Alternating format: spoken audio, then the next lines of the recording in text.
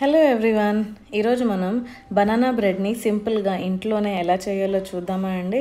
సాధారణంగా మనం బేకరీ షాప్స్లో బ్రెడ్ కొనేటప్పుడు మనం ఫ్రెషా కాదా అని అడిగి చక్కగా ఇలా నొక్కి చూస్తే ఆ ఫ్లఫీగా ఆ స్పాంజీగా ఉందో లేదో చూసుకొని అప్పుడు మనం వాడిని మన ఎదురుగుండానే స్లైసెస్ కట్ చేయించుకొని ప్యాక్ చేయించుకొని తీసుకొస్తాం కదా. సో అలాంటి టెక్స్చర్, అలాంటి కలర్ అండ్ అంతకు మించిన టేస్ట్తో నేను మీకు ఈరోజు బనానా బ్రెడ్ ఎలా చేయాలో చెప్తానండి. ఇవి నేను చెప్పిన ఈ సింపుల్ టిప్స్, ట్రిక్స్ ఫాలో అయితే మాత్రం చక్కగా మీరు కూడా నేను చేసినట్టే ఈజీగా చేసేయచ్చు. అయితే బనానా అంటే అరటిపళ్ళు మన ఆరోగ్యానికి చాలా మంచిది కదండి. ఒకటి డైజెషన్లో, అలాగే మన హార్ట్ హెల్త్, అలాగే మన బ్రెయిన్ హెల్త్. అరటిపళ్ళు యాంటీ డిప్రెసెంట్ హార్మోన్ని రిలీజ్ చేస్తుందండి. విటమిన్ B9 అలాగే ఫోలేట్ ఉండడం వల్ల they are rich in B9 and folate. So అందుకు యాంటీ డిప్రెసెంట్ హార్మోన్ సెరోటోనిన్ని రిలీజ్ చేస్తుంది. సో బనానాస్ తినడం వల్ల మనం ఎప్పుడూ హ్యాపీగా హెల్తీగా ఉండొచ్చండి. సో రెసిపీ ఎలాగో చూసేద్దామా. సో ఫస్ట్గా మనకి ఇక్కడ కావాల్సింది బాగా పండిన 3 అరటిపళ్ళు అండి. సో ఒక మిక్సీ జార్ తీసుకున్న తర్వాత అందులో బాగా పండిన 3 అరటిపళ్ళని తొక్కలు పక్కన పెట్టేసుకొని ముక్కలు ఈ జార్లో వేసేసుకోవాలన్నమాట. నేను చెప్పిన క్వాంటిటీ నేను తీసుకుంటున్న కేక్ టెనర్ మౌల్డ్కి సరిపడా. మీరు తక్కువ చేసుకుంటున్నారనుకోండి, అరటిపళ్ళు తక్కువ తీసుకోండి. ఎక్కువ తీసుకోవడం వల్ల ఆ ప్యూరీ కన్సిస్టెన్సీ పాడైపోయి బ్రెడ్ కన్సిస్టెన్సీ కూడా పాడైపోతుంది. సో 3 అరటిపళ్ళకి, పెద్ద అరటిపళ్ళు కదా అవి, సో దానికి నేను 1.5 కప్పు పంచదార, అలాగే ఈ కప్ చూసారా 120 ml నూనె అండి ఇది. సో మీరు 180 ml అంటే 1.5 కప్పు నూనె తీసుకోవచ్చు. అలాగే పాలు నేను ఇక్కడ 60 ml, ఇది ఒక కప్ కదండి. సో మీరు 100 ml పాలు తీసుకోండి. అంటే 1.5 కప్పు పాలు, 1.5 కప్పు నూనె, అలాగే 1.5 కప్పు పంచదార తీసుకొని బాగా మిక్సీ చేసుకున్న తర్వాత ఏ ఉండలు ఉండకూడదండి. అంటే అరటిపళ్ళు ముక్కలు అవి ఏ ఉండకుండా ఇలాగ చక్కగా మిక్సీ కొట్టుకొని ఒక మిక్సింగ్ బౌల్లో తీసుకోండి. తర్వాత నేను ఇక్కడ క్లిప్ మిస్ అయిపోయానండి. 2 కప్పులు మైదా తీసుకోవాలి. ఈ కప్తో తీసుకొని జల్లెడ పట్టుకోవాలన్నమాట. ఇలాగా నేను క్లిప్ మిస్ అయిపోయాను, సో చూపించలేకపోయాను మీకు. అలా చేసుకున్న తర్వాత మైదా వేసుకున్న తర్వాత చిటికెడు బేకింగ్ సోడా, చిటికెడు బేకింగ్ పౌడర్ అంటే 1/4 టీ స్పూన్ కొలతలో చెప్పాలంటే, చిటికెడు ఉప్పు వేసుకొని చక్కగా జల్ల పట్టుకొని బాగా కలుపుకోవాలి. ఉప్పు ఎందుకు వేస్తున్నానంటే అది కొంచెం టేస్ట్ ఇస్తుంది, అలాగే స్వీట్నెస్ని బ్యాలెన్స్ చేస్తుంది. కాబట్టి నేను ఇక్కడ చిన్న చిటికెడు ఉప్పు వేస్తున్నానండి. చక్కగా ఉండలు లేకుండా మనం చక్కగా ఈ మిశ్రమాన్ని కలిపి పక్కన పెట్టుకోవాలన్నమాట.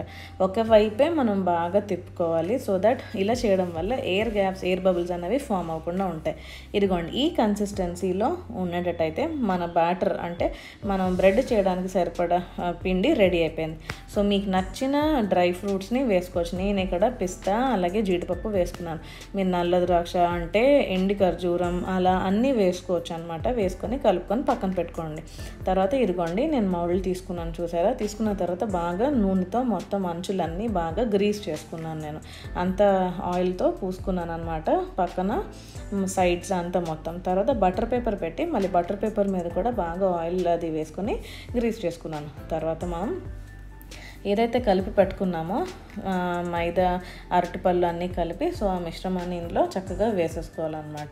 వేసేసుకున్న తర్వాత ఓవెన్ని, ఇది జరుగుతున్న టైంలోనే ఓవెన్ని ఏం చేయాలంటే మనం ప్రీహీట్ చేసుకోవాలి. 140 డిగ్రీ సెల్సియస్లో మైక్రో కన్వెన్షన్ మోడ్లో ఒక 10 minutes ప్రీహీట్ చేసుకోవాలండి. చేసుకున్న తర్వాత మనం చక్కగా దాన్ని రెడీ చేసేసుకుంటాం కదా. ఇప్పుడు మనం ఇలాగ 2-3 సార్లు ఇలాగ దీన్ని మొత్తం గిన్నెని ఇలా కొడితే ఎయిర్ బబుల్స్ ఏవైతే ఉన్నాయో అవి బయటకు వచ్చేస్తాయి.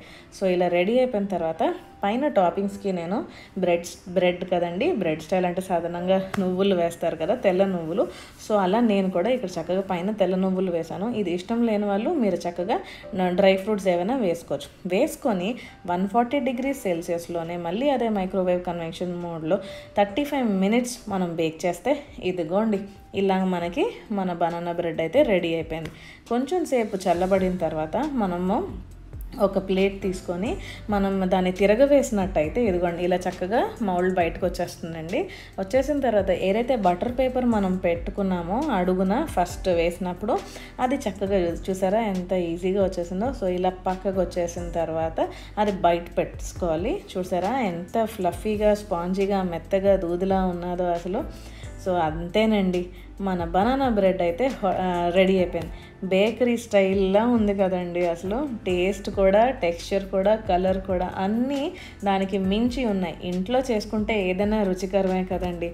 సో బనానా బ్రెడ్ అయితే రెడీ అయిపోయింది. చక్కగా ఇలా ముక్కలు కోసుకున్నదో చూసారండి.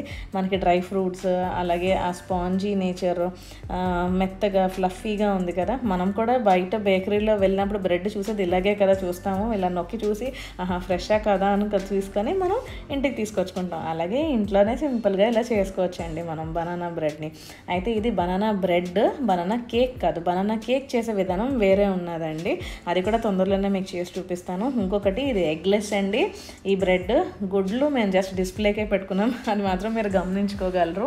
సో సింపుల్గా ఇంట్లోనే బనానా బ్రెడ్ని ఇలా చేసుకోండి. నేనైతే ఈ బనానా బ్రెడ్ని హాట్ కాఫీతో ఎంజాయ్ చేస్తున్నానండి. మీరు కూడా ఎంజాయ్ చేయండి. ఎలా వచ్చిందో నాకు చెప్పండి. Bye bye.